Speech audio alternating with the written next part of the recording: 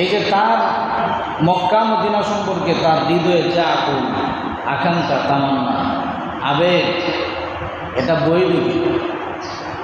পায়ে হেঁটে হজ করা, যে মদিনার মহব্বত যে আমি গাড়িতে যাব না, বিমানে যাব না, আমি যাব কীভাবে? পায়ে হেঁটে। শুনতে দেখতে বোঝা যায় তার অন্তরে মদিনার মহব্বত আছে, কাবার মহব্বত আছে, কাজেই সে হেঁটে হেঁটে যাবে। অথচ এটা ইসলাম নিরুৎসাহিত করে। কেন?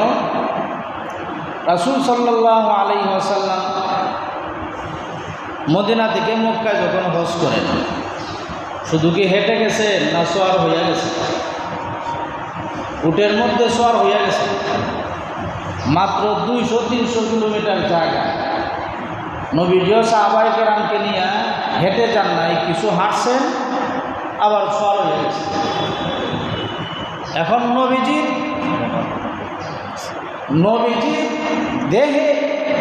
দেহ প্রায় 4000 সাধারণ পালোয়ানের শক্তি ছিল। সুবহানাল্লাহ। কয় হাজার মানুষের? 4000 মানুষের শক্তি ছিল নবীজির দেহ। তারপরেও তিনি হেঁটে না গিয়ে সোয়ার হয়ে গেছেন।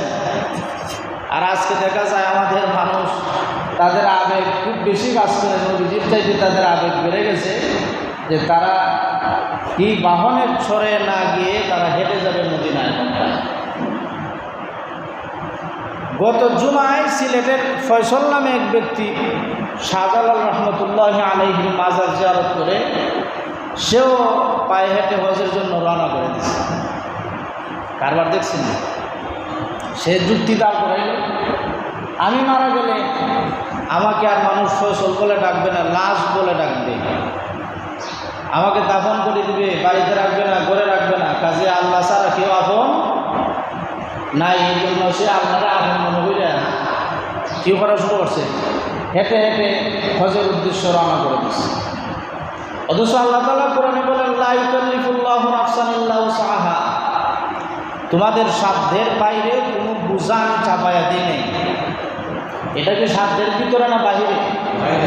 তখন বুঝেন, একটা বছর তাকে হাঁটতে হবে, 8000 কিলোমিটার তাকে জীবনের ঝুঁকি নিয়ে হজে যেতে হবে। অথচ যাদের জীবনের ঝুঁকি আছে, প্রাণনাশের যাদের ঝুঁকি আছে, তাদের উপর হজ কিনা। ভারত থেকে এক মহিলা রওনা করে দিচ্ছে, দেশে হজে যাবে। আশ্চর্য না ব্যাপারটা? পুরুষ তো রাস্তাঘাটে যেখানে মসজিদ পাবে শুয়ে যাবে, 8000 কিলোমিটার তোমাকে হাঁটতে হবে। তুমি মহিলা, কার বাড়িতে গিয়ে শুবা? তোমার তো সাথে মাহরাম নাই, তুমি কার সাথে যাবে? রাস্তাঘাটে একটা অ্যাক্সিডেন্ট ঘটে গেল, মাহরাম ছাড়া তো হজ ফরজ না, মাহরাম ছাড়া গেলে হজ কবুল হবে না। এই মহিলা গেল কেন? তারা আবেগে কাজ করছে, বিবেকে কাজ করে না। মহিলা কেন গেছে? তারা আবেগে কাজ করছে, কিন্তু বিবেকে কাজ করে না। এখন মহিলা বলে আমার মাহরাম বিমানে যাবে, মাহরাম যাবে বিমানে, আর তুমি যাইও পায়ে হেঁটে। রাস্তার মধ্যে তোমার যদি কোনো সমস্যা হয়, তোমার সাথে কে থাকবে? অথচ নবীজি হাদিসের মধ্যে বলেন, সুনানে নাসাই শরীফের হাদিস, عن عقبة بن عامر قال نذرت أختي أن تمشي إلى بيت الله فأمرتني أن أستفتي لها رسول الله صلى الله عليه وسلم فاستفتيت لها النبي صلى الله عليه وسلم فقال لتمشي ولتركب। হযরত উকবা ইবনে আমির রাদিয়াল্লাহু তাআলা আনহু থেকে বর্ণিত, তিনি বলেন, আমার বোন পায়ে হেঁটে আল্লাহর ঘরে যাওয়ার মান্যত করে। এ ব্যাপারে সে আমাকে রাসূল সাল্লাল্লাহু আলাইহি ওয়াসাল্লামের কাছে যাওয়া জিজ্ঞাসা করতে বলে। আমি রাসূল সাল্লাল্লাহু আলাইহি ওয়াসাল্লামকে এ ব্যাপারে জিজ্ঞাসা করলে তিনি বলেন, সে যত দূর পায়ে হেঁটে যেতে পারে যাবে, তারপর বাহনে আরোহণ করবে। যত দূর পায়ে হেঁটে যাওয়া সম্ভব যাবে, তারপর কি করবে? পায়ে, সে বাহনে যাবে। একজন নারী সে কীভাবে যাবে শুধু ৮,০০০ কিলোমিটার, ইরাক, ইরান, বিভিন্ন পাকিস্তান, অনেকগুলো রাষ্ট্রের উপর দিয়ে তাকে যেতে হবে। তাহলে এটা ইসলাম কি করে না? উৎসাহিত করে না, বরং ইসলাম এই ব্যাপারে নিরুৎসাহিত করে। কিন্তু আজকাল আবেগে খুব কাজ করে, বিবেকে কাজ করে না। আর যদি আমি আজকে রওনা করে দিই, আমি যদি এখন রওনা করে দিই যে আমি আজকে জুমার পরে ঘোষণা করলাম আমার পাসপোর্ট রেডি, ভারত পাকিস্তানের ভিসা আমার রেডি, আমি হেঁটে যাব কোথায়, আগামী বছর হজ করবো, দেখবেন সাংবাদিকের ভিড়। এটা করে গেল তারা, এর কারণ হলো সেলিব্রিটি হওয়া। একমাত্র সেলিব্রিটি হওয়া বড় কঠিন। আর যদি বাইরে হজ রওনা করে দেই, জায়গায় জায়গায় মানুষ আমাকে উপটোকন দিবে, হাতিয়া দিবে, আরে ভাই আপনি হাইটা যাইতেছেন হজে, আসেন আপনার আমার কুলে আসেন, বুকে আসেন, নেন কিছু টাকা হাতিয়া নেন, আর নিজের একটা ফেসবুক অ্যাকাউন্ট পেজ করবো, আর এটা ভাইরাল হবে, তারপরে ফেসবুক থেকে ইনকাম হইব। এতে ইনকাম হবো? এমনি তো তার কেউ চিনে না, মাত্র 1 বছর কষ্ট হবো, আঁকবো, আর জায়গায় জায়গায় মানুষের কী করবো, সেলুট দিব, আর এটা আপডেট তার ফেসবুকে পোস্ট করবো। দেখা যাইব মাত্র 1 বছরে সারা বাংলা ভাষাভাষী যারা আছে তারা তার সাথে পরিচিত হয়ে যাবে, সেলিব্রিটি। 1 দিলে 2 ভাগে আমরা হই। আবার ওই সাপ হোমর তো লাডিও কিতা না বাংত না, হেরা ওই পুলিশি করছে, আসলে তাকে আল্লাহরে খুশি করবার উদ্দেশ্যে না দান্দা আছে, বুঝেন না মনে হয় কথা? আল্লাহরে খুশি করার উদ্দেশ্য না দান্দা আছে? ধান্দা আছে, এমনি না। সে যাই হোক, দেখেন কথা তো অনেক লম্বা, প্রত্যেকটা বিষয় নিয়ে আলোচনা করা দরকার। আমরা মনে করি যে সাপের দংশনে, বিভিন্ন বিষাক্ত পোকামাকড়ের দংশনে মানুষ বেশি মারা যায়, আমাদের ধারণা কিন্তু এটা। কিন্তু আসলে না। বিবিসি বাংলা নিউজের মধ্যে 10টা ভয়ঙ্কর প্রাণীর নাম আনছে। 10টা ভয়ঙ্কর প্রাণীর নাম আনার পরে 10 নম্বরে আনছে সিংহ, 9 নম্বরে জলহস্তি, 8 নম্বরে হাতি, 7 নম্বরে কুমির, 6 নম্বরে বৃশ্চিক, 5 নম্বরে অ্যাসাসিন বাঘ, 4 নম্বরে কুকুর। তার মানে কুকুরের স্থান কয় নম্বরে? খুব বিষাক্ত প্রাণী, কামড় দিলে মানুষ মারা যায়। তারা নিউজে লেখছে কুকুরের কামড়ের আঘাতে সারা বিশ্বে প্রতি বছর 59,000 মানুষ মারা যায়। কয় হাজার মানুষ? বুঝবেন, আরো ভয়ঙ্কর তথ্য আসতেছে। প্রতি বছর কত হাজার মানুষ মারা যায়? 59,000 মানুষ মারা যায় কুকুরের কামড়ে। স্থান কত? 4 নাম্বার। 3 নম্বরে আনছে সাপ। সাপের ক্ষেত্রে লেগে তারা, সাপকে মানুষ বেশি ভয় করে। এই সাপের কামড়ে প্রতি বছর প্রায় 81,000 মানুষ মারা যায়। সুবহানাল্লাহ বলবেন। সাপের কামড়ে 81,000 মানুষ মারা যায়। 2 নম্বরে আনছে যারে সে নিজেই নিজের প্রাণঘাতক, সে হলো মানুষ। মানুষ নিজেকে নিজে বেশি হত্যা করে, আত্মহত্যা এবং আপনার বিভিন্ন প্রেসারে, মানসিক চাপে মানুষ মারা যায়। এবং মানুষ মানুষকে হত্যা করে স্বার্থের কারণে, প্রেমিক প্রেমিকার লাভের কারণে, প্রেম প্রীতির কারণে মানুষ আরেকজনকে হত্যা করে ফেলায়। পরকীয়া করছে আরেক বেটার সাথে, এখন ধরা যখন খাইব তাড়াতাড়ি নিজের বাচ্চারে ছাদের উপর থেকে ফালাই মেরে নেয়। তা খবর আপনারা পাইন না নি? বোঝা গেল সাপের চাইতে ভয়ঙ্কর যেই প্রাণী, সে নিজেই মানুষ, নিজের প্রাণ নিজেই নষ্ট করে। তো তারা বিবিসি নিউজের মধ্যে লেখছে আত্মহত্যা এবং গাড়ি দুর্ঘটনায় নিহতদের সংখ্যা বিবেচনা করলে মানুষের হাতে মানুষের মৃত্যুর এই সংখ্যা বছরে 12 লাখেরও বেশি। সুবহানাল্লাহ বলবেন। মানুষ 12 লাখেরও মানুষ বেশি মারা যাইতেছে মানুষ মানুষের কাছে। 1 নম্বরে যে প্রাণীর কথা আনছে সেটা তো আপনারাও শুনলে আশ্চর্য হবেন। আপনারা কে বলতে পারবেন 1 নম্বর প্রাণীটা কে হইতে পারে?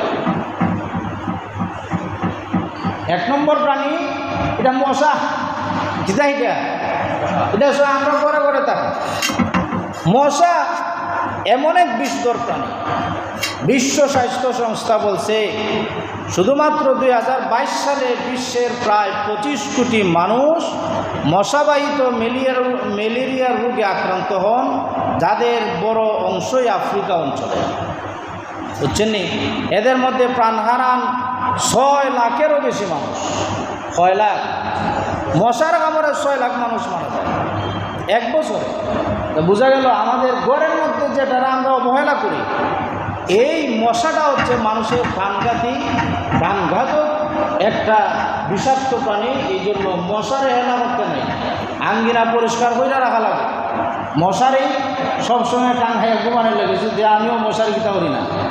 আমার রুমে অনেকে বইতে পারে না মশার কামড়ে, কিন্তু আমার এদিকে আমার মশারি যা কামড়ায় আমি তার পাই, আমি মশারি সার ওই ঘুমিয়ে।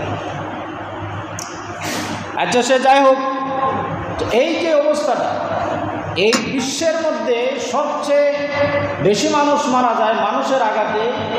এই একটা পৃথিবীর বুকে মানুষ পায়ে হেঁটে হসে যায় কোন যুক্তিতে, যে কোনো সময় মানুষ নিজের স্বার্থে এই হাজিকে কী করতে পারে, হত্যা করে ফেলতে পারে। তাহলে প্রাণনাশের আশঙ্কা যার আছে তার উপর হজ কিনা ফরজ না।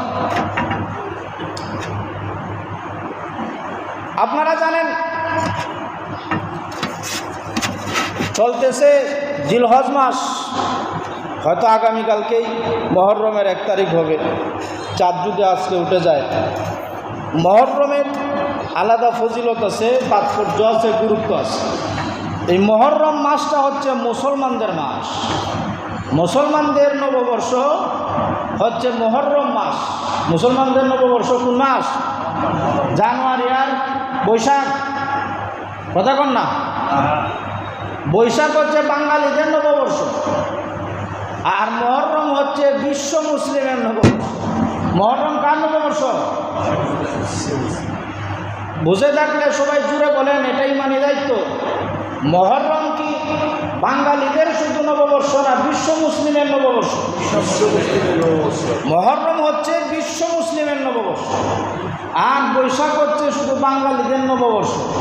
এই বাঙালিদের এসো হে বৈশাখ, এসো এসো, এই যে গানগুলো বানাইছে এগুলো আসলে শিরকি পর্যায়ের গান। এইদিকে মুসলিম দাবিত হতে পারে না, মুসলমানদের ইমান আমল হুমকির মুখে পড়ে যায়। তো মুসলমানদের নববর্ষ হচ্ছে বৈশাখ না মহররম? আগামীকালকে ইনশাল্লাহ, আজকে চাঁদ উঠলে আগামীকালকে মহররমের 1 তারিখ। মহররমের রোজা রাখা মুস্তাহাব। মহররম রোজা রাখা কি মুস্তাহাব, কিন্তু দেখা যায় এই মহররমকে কেন্দ্র করে সমাজের রন্ধ্রে রন্ধ্রে মানুষ বেদাত শিরকের সাথে লিপ্ত হয়ে যায়। কিসের সাথে? বেদাত এবং শিরকের সাথে মানুষ লিপ্ত হয়ে যায়। কেন লিপ্ত হয়ে যায়? তার কাছে পর্যাপ্ত কোরআন হাদিসের অগাধ জ্ঞান না থাকার কারণে তারা দিন দিন শিরিক এবং কুফুরের সাথে, বেদাতের সাথে জড়িত হয়ে যায়। মহররম মাস আসলে পরেই দেখা যায় মুর্শিয়া, আমরা হই মুর্শিয়া, তাজিয়া, মাতম, বিলাপ, এগুলোর সরাসরি এর মাধ্যমে রাসূল সাল্লাল্লাহু আলাইহি ওয়াসাল্লাম হাদিসের মধ্যে বলেন, লাইসা মিন্না মান লাতামাল খুদুদ ওয়া শাক্কাল জুয়ুব ওয়া দাআ বিদাওয়াতিল জাহিলিয়া। নবীজি বলেন, যে ব্যক্তি মুখে আঘাত করে, মুখে আর বুকে, আর জামার বুক ছেড়ে এবং জাহিলি যুগের কথাবার্তা বলে, সে আমাদের দলভুক্ত না। যারা মাতম করে দেখবেন গীত গায়, কি গায়? বিভিন্ন ধরনের গীত গায়, আর বুকের মধ্যে তাফরায়, আর নিজের জামাগুলো ছিঁড়ে ফেলে। এই ব্যাপারে নবীজি হাদিসে আগেই বলে গেছেন যে তারা আমাদের দলভুক্ত না, সে আমার উম্মত না। তাহলে এটা আবিষ্কার হলো কবে? এই মাতম, এই শিয়াদের আবিষ্কৃত, এটা কবে থেকে আবিষ্কার হলো? শিয়া সম্প্রদায় কারা? খুব মনোযোগ দিয়ে শুনবেন এই কথাগুলো। আমরা মুসলমান। আচ্ছা বলেন তো, শুধু রূপ থাকলে হবে না ওষুধের নামও জানা থাকা লাগবে? কথা বল না। আচ্ছা, ওষুধের নাম জানেন, প্রত্যেকটা ওষুধের নাম জানেন, কিন্তু কোন ওষুধ কোন খামের এটা জানেন না। ওষুধ প্রয়োগ করা যাবে না। নাফা কোন খামের? বলে নাফা জ্বর হইলে নাফা, এখন জ্বর হইলে যে নাফা খায় হিটা বেটায় জানে না, খালি ওষুধের নাম মুখস্থ করে দিচ্ছে। জানে ওর পৃথিবীতে একটা ওষুধ আছে, এটার নাম নাফা। এখন সর্দি হইলে খায় না, ক্যান্সার হইলে খায় না, গ্যাস্ট্রিক হইলে খায় না, জ্বর হইলে খায়, এটা কিতা না জানে না। এখন বেটা জ্বর উঠছে দিকে ওই নাফা তারও তুইও খায়, কারণ কোন সুখের কোন ওষুধ এটা তার জানা থাকতো। শিয়ামতবাদ সম্পর্কে আমাদের জানা থাকতে হবে। আমরা মুসলমান, শুধু মুসলমানদের ইমানি চেতনা আর ইমানি বিশ্বাস নিয়ে চললে হবে। আমাদের প্রতিপক্ষ আমাদের সাথে কেমন আচরণ করে, তাদের আকীদা বিশ্বাস, তাদের কোন আকীদার কারণে তারা কাফের হয়ে যায়, মুরতাদ হয়ে যায়, কীভাবে তারা বাতিল হয়ে যায়, এই বিশ্বাস, এই জ্ঞান আমাদের থাকতে হবে। শিয়া সম্প্রদায় সম্পর্কে আমাদের ধারণা, তারা মুসলমান না কাফের আমরা জানি না। শিয়াদেরকে আমরা কি মুসলমান বলবো না কাফির বলবো না বাতিল বলবো, কি বলবো আমরা? এইটা বুঝতে হবে, জানতে হবে শিয়ারা মুসলমান না কাফের, এটা আপনারা এখন আমাদেরকে বলবেন, আমি বলা লাগবে না। শিয়া শব্দটা এর অর্থ হচ্ছে অনুসারী, দল, উপদল, অনুসারী। আহলুত তাশাইয়্যুহ মানে শিয়া অনুসারী। আর শিয়া কারা? শিয়া হচ্ছে আপনার শিয়াত আলীন, যারা আলী রাদিয়াল্লাহু তাআলা আনহুর অনুসারী, তাদেরকে বলে শিয়া। শিয়া শব্দের অর্থ অনুসারী। শিয়া শব্দের অর্থ কি? এটা কি শব্দের অর্থ কি খারাপ না ভালো? শব্দের অর্থ তো ভালো, অনুসারী হওয়া তো দরকার। আমরা কার অনুসারী?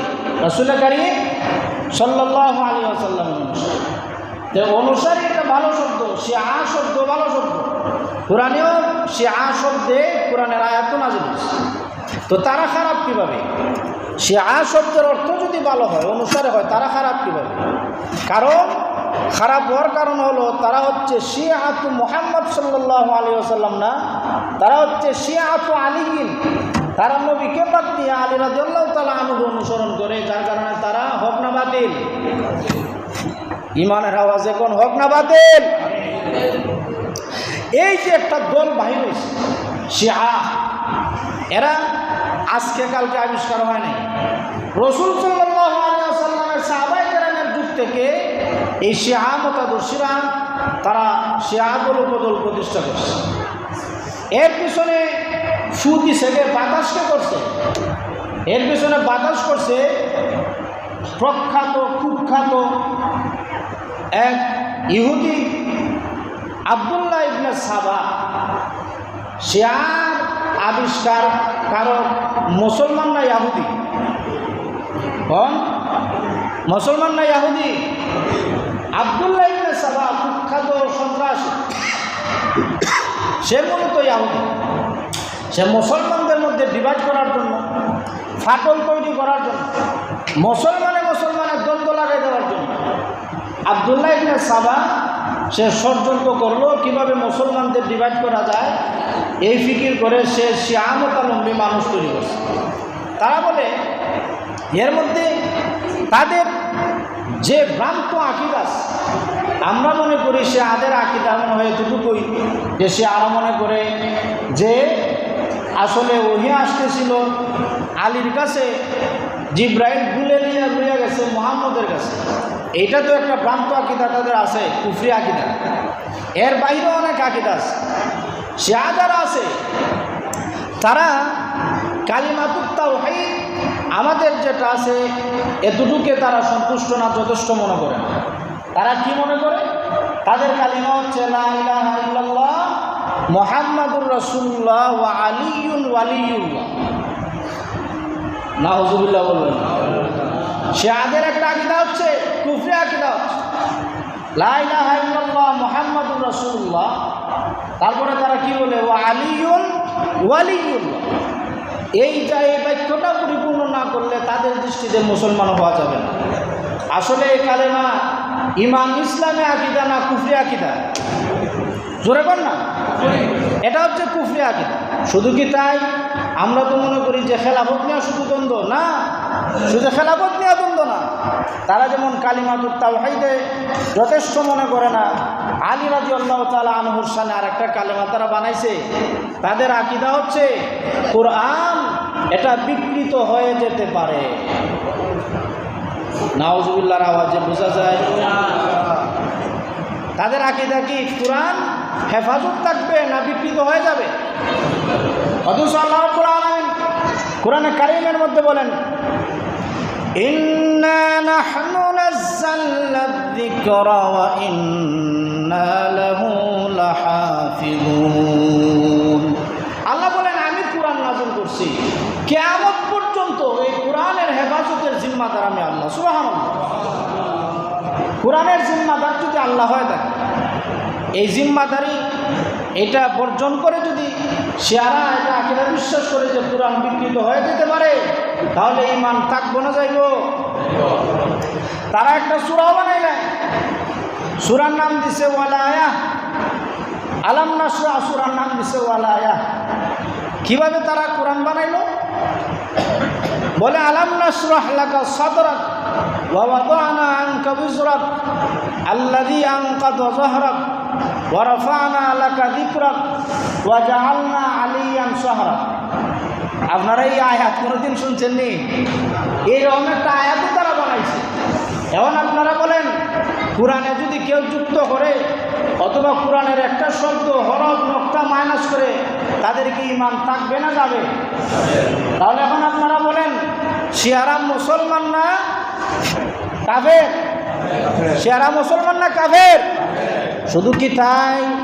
নারস তারা হযরত আলী রাদিয়াল্লাহু তাআলা আনহু সহ কয়েকজন সাহাবী বাদে শিয়ারা হযরত আলী রাদিয়াল্লাহু তাআলা আনহু সহ হাসান হুসাইন এরকম 10 জন সাহাবী বাদে তারা হযরত আবু বকর, হযরত উমর, হযরত উসমান, হযরত মুআবিয়া রাদিয়াল্লাহু তাআলা আনহুম সকলকে তারা কাফের মনে করে। নাউযুবিল্লাহ। তারা ওই যে আহলে বায়েত বলতে তারা কি মনে করে? আহলে বায়েত মনে করে তারা হযরত আলী, হযরত ফাতেমা, হযরত হাসান হুসাইন আর হুজুর সাল্লাল্লাহু আলাইহি ওয়াসাল্লাম পাকে বানজাদন হয়। কিটা হয়? পাকে বানজাদন এবং মুহাম্মদ সাল্লাল্লাহু আলাইহি ওয়াসাল্লাম, আলী রাদিয়াল্লাহু তাআলা আনহু, ফাতেমা রাদিয়াল্লাহু তাআলা আনহা, হাসান হুসাইন রাদিয়াল্লাহু তাআলা আনহুম, এই 5 জনকে তারা আহলে বায়েত কয় আর হয় পাকে বানজাদন। আসলে আহলে বায়েত কি 5 জন? আর নবীজির যে আরো 11 স্ত্রী আছে তারাও আহলে বায়েতের অন্তর্ভুক্ত। আহলে বায়েত বলতে নবীজির ঘরে যারা বসবাস করে সবাই আহলে বায়েত। নবীজির ঘরে যারা বসবাস করে সবাই কি আহলে বায়েত? বাইত মানে ঘর, আহলুন মানে অনুসারী। এই ঘরের অনুসারী কারা? শুধু কি হাসান হুসাইন, নাকি নবীজির আরো যারা স্ত্রীগণ আছেন তারাও ঘরের অনুসারী? কথা বল না? তা বোঝা গেল তারা যে আকীদা পোষণ করে সেটাই ইসলামী আকীদা নয়, এটা হচ্ছে কুফরি আকীদা। তো তারা এই কয়েকজন সাহাবী বাদে হযরত আবু বকর, হযরত উমর, হযরত উসমান, হযরত মুআবিয়া রাদিয়াল্লাহু তাআলা আনহুম সহ সমস্ত সাহাবায়ে কেরামকে তারা কাফের মনে করে এবং তাদেরকে গালিগালাজ করা, গালমন্দ করা, তাদের দুশ্চর্চা করা তারা সওয়াবের কাজ মনে করে। নাউযুবিল্লাহ বলবেন না? এর চাইতেও জঘন্যতম একটা অপরাধ তারা করে। জঘন্য অপরাধ কি? হযরত আয়েশা রাদিয়াল্লাহু তাআলা আনহা সম্পর্কে ইফকের একটা ঘটনা আছে যে মুনাফিকরা হযরত আম্মা জান আয়েশা রাদিয়াল্লাহু তাআলা আনহার চরিত্রে কালিমা লেপন করার চেষ্টা করেছে, ইজ্জতে আঘাত করেছিল। এই ইজ্জতে আঘাত করার পরে আল্লাহর হাবিব সাল্লাল্লাহু আলাইহি ওয়াসাল্লাম প্রায় 1 মাস পর্যন্ত আম্মা জানের সাথে কথা বলেন নাই যে তুমি একবারে পবিত্রা নারী, এটা আমার বিশ্বাস আছে তুমি আমার স্ত্রী হিসেবে, কারণ তোমাকে আমার ইশারায় আমার ইচ্ছায় বিবাহ করে নাই, করছি কার কথায়? আল্লাহর কথায় তুমি আমার স্ত্রী হয়েছ। তোমার সম্পর্কে আমার ন্যূনতম কোনো ধরনের সন্দেহ নাই। কিন্তু মুনাফিকরা যেহেতু তোমার চরিত্রে কালেমা লেপন করছে, তারা তোমার বিরুদ্ধে একটা কুৎসা রটাইছে, কাজেই আল্লাহর কালামের আয়াত নাজিল না হওয়া পর্যন্ত তোমার সাথে কথা বলবো। সুবহানাল্লাহ। তারপরে আল্লাহ রাব্বুল আলামিন সূরাতুন নূর নাজিল করে আম্মা জান আয়েশা রাদিয়াল্লাহু তাআলা আনহার চরিত্রের সার্টিফিকেট দিলেন। সুবহানাল্লাহ। ওই শিয়ারা কি মনে করে? শিয়ারা বলে যদি আমরা মক্কা বিজয় করতে পারি তাহলে আয়েশা রাদিয়াল্লাহু তাআলা আনহার কবরে নাকি দুররা মারবে, ওই অপবাদের কারণে। কুল নাউযুবিল্লাহ। যে আপনার আম্মা জান আয়েশা রাদিয়াল্লাহু তাআলা আনহা সম্পর্কে আল্লাহ পাক রব্বুল আলামিন সূরা নাযিল করছেন সূরাতুন নূর। আয়েশার ভেতরও নূর, বাহিরও নূর, এমন একজন পুত পবিত্র আল্লাহর হাবিব সাল্লাল্লাহু আলাইহি ওয়াসাল্লামের স্ত্রী সম্পর্কে যারা কুৎসা রটায় আর মক্কা বিজয় মদিনা বিজয় করলে তারা কবরের মধ্যে গিয়ে দুর্রা মারবে, তাদের ঈমান থাকছে না গেছে? এখন আপনারা বলেন শিয়া যারা আছে তারা শিয়া আমরা মনে করি মুসলমানদের অন্তর্ভুক্ত। হ্যাঁ, ইসনা আশারা একটা সম্প্রদায় আছে, ইসনা আশারা মানে 12, তাদের 12 জন ইমাম আছে, তাদের 12টা গ্রুপ আছে। এই গ্রুপের একটা গ্রুপের আকীদা হচ্ছে তাদের ইমাম আছে 10 জন ইমাম। এই 10 জন ইমাম নাকি মুহাম্মদ সাল্লাল্লাহু আলাইহি ওয়াসাল্লামের ইন্তেকালের পরে আল্লাহ তাআলা তাদের উপর ওহী নাযিল করছে। আলোচনা করুন না, আল্লাহ নাকি তাদের উপর ওহী নাযিল করছে, তাদের ইবাদত বন্দেগী করা লাগে না, নামাজ রোজা পড়া লাগে না, তাদের আমল বন্দেগী করা লাগে না।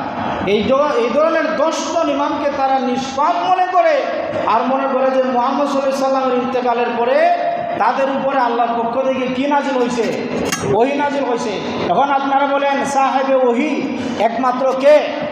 আল্লাহর হাবিব মুহাম্মদুর রাসূলুল্লাহ সাল্লাল্লাহু আলাইহি ওয়াসাল্লাম ছাড়া সর্বশেষ নবী তিনি। তারপরে কারো উপর আল্লাহ ওহী নাজিল করেন নাই, প্রশ্নই আসে না। এটা ঈমান নয়, এটা কুফরি আকীদা।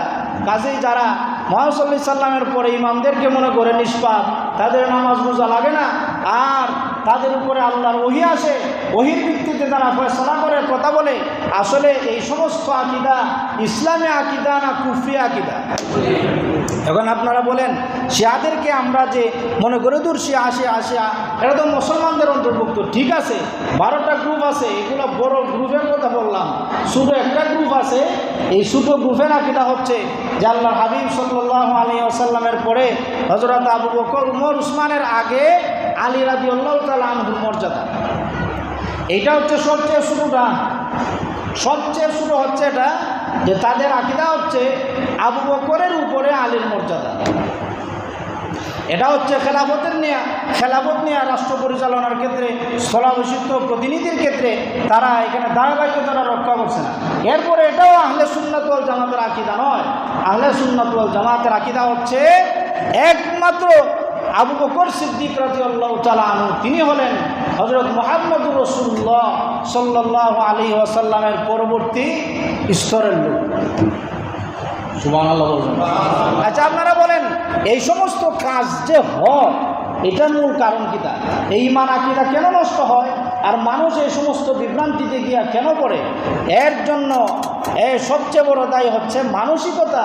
মানুষে মনে করে মানুষকে তুচ্ছতাচ্ছিল্য করলে নিজে জ্ঞানী হওয়া যায়।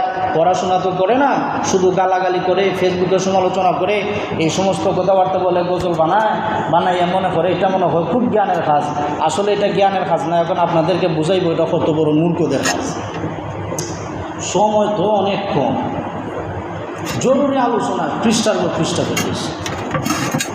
আপনারা জানেন সোশ্যাল মিডিয়ায় ভাইরাল একটা টপিক এখন চলতেছে আকাবির পূজা। কি পূজা? আকাবির পূজা। আমাদের অনেক ইসলামিক স্কলার, যদিও তারা স্কলার দাবি করে, আমি অতটা সবাইকে স্কলার মনে করি না। কেন করি না? কিছুটা বুঝি তো যে এটা ফাফর মারে, আসলে ভিতরে কিচ্ছু নাই। এক মুফাসসিরে কুরআন, তারা বলে মুফাসসিরে কুরআন, সে বলে আকাবির, এটা কোরআনের সমর্থক শব্দ দেখান, কোরআনের সমর্থক শব্দ দেখান, নাই। তার মানে আকাবির মানা হারাম। আকাবির মানা কি? আর একজন বিশ্বনন্দিত মুফাসসিরে কুরআন আমাদের অঞ্চলের, উনার ছেলেও বলে ফেলাইছে কি আয়াত বলছে, وقالوا ربنا إنا أطعنا سادتنا وكبراءنا فأضلونا السبيلا। জাহান্নামীদেরকে যখন জাহান্নামের মধ্যে ফেলানো হইব তখন তারা জিজ্ঞেস করা হবে তোমরা জাহান্নামে কেরাইছো? তখন তারা কইবে ইন্না আতানা সাদাতানা, আমরা অনুসরণ করতাম আমাদের নেতা কর্মী যারা আছে এরারে হারে অনুসরণ করতাম। এটা কোরআন শরীফের আয়াত, সূরা আহজাবের 67 নম্বর আয়াত। 2 মিনিট বেশি লাগলো, আজকে বলবো কথা। সূরা আহজাবের কত নং আয়াত? এইটা আপনারা যারা শুনেন, যারা মোবাইলে দেখেন বা তাফসিরের কিতাব আপনাদের যাদের ঘরে আছে, আপনারা আয়াতের তাফসির গিয়ে বাড়িতে মিলাইবেন সমাজে কি ছড়ানো হয় আর কোরআনের তাফসিরে কি লেখা আছে। ইন্না আতানা সাদাতানা, ও তারা বলে আমরা তো এলাকার গুত্রীয় নেতা যারা আছে তাদের অনুসরণ করতাম, তাদের অনুসরণ করছি, তারা জাহান্নামের পথে নিছে, আমরা আজকে জাহান্নামের মধ্যে যাচ্ছি। তারপর তারা কি বলে কোরআনে আল্লাহ বলেন ওয়া কুবারানা, আর আমাদের বড় যারা আছে, বাপদাদা যারা আছে তাদের অনুসরণ করার কারণে আজকে আমরা জাহান্নামে আসলাম। আচ্ছা বলেন এটা কোরআনের আয়াত সত্য না মিথ্যা? আরে কন্যা সত্য না মিথ্যা? তাহলে মনে বড়দেরকে অনুসরণ করার কারণে তারা জাহান্নামে গেছে। কি বলেন? আমি আমার বাবাকে অনুসরণ করার কারণে আমি জাহান্নামে যাব? আমি আমার উস্তাদকে অনুসরণ করার কারণে আমি জাহান্নামে যাব? আমার পূর্ব প্রজন্ম যারা ছিল, এর আগের প্রজন্মের যারা ছিল, যারা বড় বড় শাইখুল হাদিস ছিল, যারা মুফতি মুহাদ্দিস ছিল, যারা বড় বড় পাণ্ডিত্য অর্জনকারী হাদিসের বিষয়ে কোরআন হাদিসের অগাধ পাণ্ডিত্য নিয়ে যারা আজকে কবর গেছে, তাদের কাছ থেকে কোরআন হাদিস শিক্ষা করার কারণে, তাদের অনুসরণ করার কারণে, তাদের কথা মতো চলার কারণে আমি জাহান্নামে যাব? আপনারা যাবেন? তাহলে এই আয়াতের তর্জমা কি? জাহান্নামীরা তা বলবে ও কুবারানা, আমাদের বড় রাজারা আছে তাদেরকে অনুসরণ করার কারণে আজকে আমরা জাহান্নামে এসেছি, তারা টিললে জাহান্নামে লইয়েছি। দেখেন মহিউদ্দিন খান রহমতুল্লাহি আলাইহি তিনি এক ধরনের তর্জমা করছেন, আর ইসলামী ফাউন্ডেশন থেকে যে তর্জমা হয়েছে এই তর্জমাতে লেখা নেতা এবং প্রভাবশালীদের আনুগত্য করেছিলাম। কার আনুগত্য? মা বাবা না নেতা আর প্রভাবশালী? যারা নেতা আর প্রভাবশালীদের আনুগত্য করার কারণে আমরা জাহান্নামে আসছি। তো ওয়াকুবারানার অর্থ কি মা বাপ, দাদা, পরদাদা তারা নাকি? কথা বুঝবেন? অবশ্যই তারা। কথা হচ্ছে তো এটা না, এটা সমাধান দিব পরে। এর আগে আপনারা হাদিসটা জেনেন। হাদিসে রাসূল আকরাম সাল্লাল্লাহু আলাইহি ওয়াসাল্লাম বলেন, ইবনে হিব্বানের 559 নম্বর হাদিস, সহিহ হাদিস, সনদ সহিহ। রাসূল কারীম সাল্লাল্লাহু আলাইহি ওয়াসাল্লাম বলেন, আল বারাকাতু মা আকাবিরিহিম, বরকত এবং রহমত আছে তোমাদের বড় যারা আছে তাদের কাছে, রহমত বরকত আছে। কারণ সনদ যদি সহিহ হয়, হাদিস যদি সহিহ হয়, রসুল যদি বইলা থাকেন যে তোমাদের বড় যারা আছে তাদের কাছে বরকত আছে, এখন বড়দেরকে মানলে কি মানুষ জাহান্নামে যাবে? কথা বল। এই হাদিসের মধ্যে একবারে সরাসরি স্পষ্ট শব্দ দেওয়া আছে মা আকাবিরিহিম। আকাবির মানে যারা আমাদের চাইতে জ্ঞানে, গুণে, আমলে, আখলাকে, অন্তরের দিক থেকে যারা আমাদের চাইতে অধিক উন্নত, যারা আমাদের চাইতে অনেক আগায় আছে, তাদেরকে আমরা আকাবির বলি। এখন আকাবির কি আমরা বলি না, এটা রাসূল সাল্লাল্লাহু আলাইহি ওয়াসাল্লামের শিখানো ভাষা। কথা বুঝেন নাই মনে হয়? এই শব্দটাকে আমরা আবিষ্কার করছি না নবী বইলা গেছেন? তে নবী যে শব্দ বইলা গেছেন, আপনি বলেন কোরআনে আকাবির শব্দ নাই, কাজে আকাবির মানলে জাহান্নামে যাওয়া লাগবো, তাহলে বোঝা যায় আপনি হাদিস পড়েন না। তারপরে শুনেন 2 নম্বর, ইবনে মাসউদ রাদিয়াল্লাহু তাআলা আনহু থেকে বর্ণিত হাদিস। তিনি বলেন, লা ইয়াজালুন নাসু বিখাইর মা আখযুল ইলমা আন আকাবিরিহিম। এটা সিলসিলার হাদিস, সনদ সহিহ। এখানে বলা হয়েছে মানুষ যতক্ষণ তাদের আকাবিরদের থেকে ইলম অর্জন করবে ততক্ষণ তারা কল্যাণের মাঝে থাকবে। এখন আকাবির থেকে যদি আমরা ইলম অর্জন করি তাহলে কল্যাণে থাকবো, আর আকাবির থেকে না নিয়ে ওই ফাউন্ডেশনের কিতাব, ওই অমুক তমুক কিতাব থেকে হাদিস নিয়ে যদি আমরা পড়ি তাহলে হাদিসের ব্যাখ্যা তো জানবো না। এক একটা বিষয়ে শত হাদিস আছে, আমি এক হাদিস পড়াইয়া এটা ডেলিভারি দিয়ে দিলাম, আর সমাজ একটা ফিতনা ছড়াইলো, কোনো অভিজ্ঞতা নাই, কোনো জ্ঞান নাই, কোনো ব্যাখ্যা জানা নাই। 200 বছর আগে, 500 বছর আগে এই হাদিসের ব্যাখ্যা মুহাদ্দিসিনে কেরাম কী করছেন এইটা আমার জানার দরকার নাই। হাদিসে একটা পাইছি বুখারীত, আয়া ডেলিভারি ছেড়ে দিলাম। এখানে তুই সমাজের মধ্যে ফিতনা ছড়ায়। রসুলে বলেন আকাবির শব্দ আছে হাদিসের মধ্যে, সে বলে কোরআনে নাই। আরে কোরআনে সব কিছু থাকতে হবে, কোনো কথা আছে নাকি? তোমার নাম টেনুমিয়া, টেনুমিয়া তো কোরআনে নাই, টেনুমিয়া কোরআনে নাই, তোমার নাম পাল্টাও গিয়া। বুঝে গেল ফিতনাটা কীভাবে সরানো হইতেছে। সমাধান কি? সমাধান হলো জাহান্নামীরা ঠিকই বলবে আমাদের বড়দের অনুসরণ করার কারণে আমরা জাহান্নামে আসছি। রাসূল সাল্লাল্লাহু আলাইহি ওয়াসাল্লাম যখন মক্কার কাফেরদেরকে, মদিনার ইহুদিদেরকে দাওয়াত দিতেন, তখন তারা বলতো, মুহাম্মদ তুমি আসলে কথা ঠিক বলছো, তবে আমাদের বাপ দাদা তো এইটা মানে নাই, আমার বাপ দাদা তো মূর্তি পূজারী, আমরা এই মূর্তি পূজা ছাড়তে পারবো না, কারণ তোমার ধর্ম ঠিক আছে মানি, কিন্তু বাপ দাদারটা ছাড়া যেত না। এই কারণে এখন আপনারা বলেন, এই যে মক্কার কাফেররা এবং বর্তমান যারা ইহুদি, যারা খ্রিস্টান, যারা সনাতন ধর্মী আছে, তারা যেভাবে বাপ দাদাদেরকে মানে, আমরা কি সেভাবে মানি? জোরে কর না, আমরা তো সেভাবে মানি না। আমরা কেমনভাবে বাপ দাদাদের মানি, কেমনভাবে আকাবিরদেরকে আমরা মানি? আমরা কোরআন হাদিস বোঝার যোগ্যতা নাই। যদি আমাদের আকাবির বলতে আমাদের আগের যারা বড়রা মুহাদ্দিস, মুফতি, ফকী যারা আছে, তাদের কাছ থেকে কোরআন হাদিস না বুঝলে, তাফসীর না বুঝলে আমার বোঝার যোগ্যতা নাই। আর হাওয়ায় ফিরিস্তা এসে বুঝাই দেওয়া যাবে না। রাসূল সাল্লাল্লাহু আলাইহি সাল্লাম প্রায় 1500 বছর আগে ইন্তেকাল করছেন। এর পরবর্তীতে হাজার হাজার মুহাদ্দিসিনে কেরামের মাধ্যমে আমার আপনার কাজ পর্যন্ত হাদিসে আইসা হচ্ছে। এখন আমি যদি হই রাসূল ছাড়া কেউ মানে না, তাহলে তোমার বাফাই না দিছিল না হাদিসি, তখন এতগুলো হাজার হাজার মুহাদ্দিসে পড়ে রইল, হেরা যে তোমার হাদিসের না তোমার সামনে তুলে দিল, তোমার হাদিসের ব্যাখ্যা করে দিল, এরারে ফালাই দিবে কেন? এরারে ছাড়া হাদিস পাইবে কেন? তারাটা ছাড়া হাদিসও পাওয়া যেত না, কোরআনও পাওয়া যেত না, ব্যাখ্যাও বুঝে যেত না। কাজে আকাবির বলতে ওই রক্তের সম্পর্কীয় জন্মদাতা ফিতা না, আকাবির হইছে যারা জ্ঞানে গুণে ইলমে আমলে, যারা আমাদের চাইতে বড়, যাদের কাছ থেকে শিকার আছে। কোরআনে কারিমে আল্লাহ রাব্বুল আলামিন বলছেন, তুমি যা জানো না জাননেওয়ালার কাছ থেকে জানো। তুমি যা জানো না কার কাছ থেকে জানো? কইছুন কি তুমি যা জানো না নবীজির কাছ থেকে জানো? তুমি বললাম নবী ছাড়া কেউ মানি না, নবীরে পাইব না তো আমরা পাবো, আমরা যাদেরকে পাবো তাদের কাছ থেকে আমরা হাদিস নিতে হবে, কোরআনের জ্ঞান নিতে হবে। কথা ঠিক কিনা? তাহলে এটা সমস্যাটা কি? সমস্যা হচ্ছে যারা মক্কার কাফেররা ছিল, এখনও যারা কাফের আছে, তারা মনে করে বাপদাদা মূর্তি পূজারী, আমিও মূর্তি পূজা করবো, বাপদাদা ইয়াহুদি, আমিও ইয়াহুদি থাকবো, বাপদাদা খ্রিস্টান, আমিও খ্রিস্টান থাকবো, বাপদাদা এই শিয়া, আমিও শিয়া থাকবো। তারা কাফের হবে, তারা এই সমস্ত জবাব দেবে যে আমাদের বাপদাদার কারণে আজকে আমরা জাহান্নামের মধ্যে আসছি।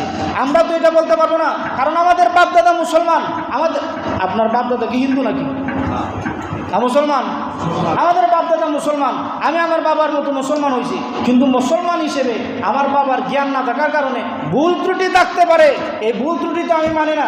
এই ভুলটা সংশোধন করার জন্য আমি একজন মুহাদ্দিসের কাছে যাব, একজন মুফতি সাহেবের কাছে যাব, গিয়া বলবো, হুজুর আমার বাবা এই কাজটা করছে, এটা কি ঠিক কিনা? হুজুর বলবে ঠিক না। আমি বলবো, বাবা তোমার বাপ মানি ঠিক, ওই ভুলটা মানি না।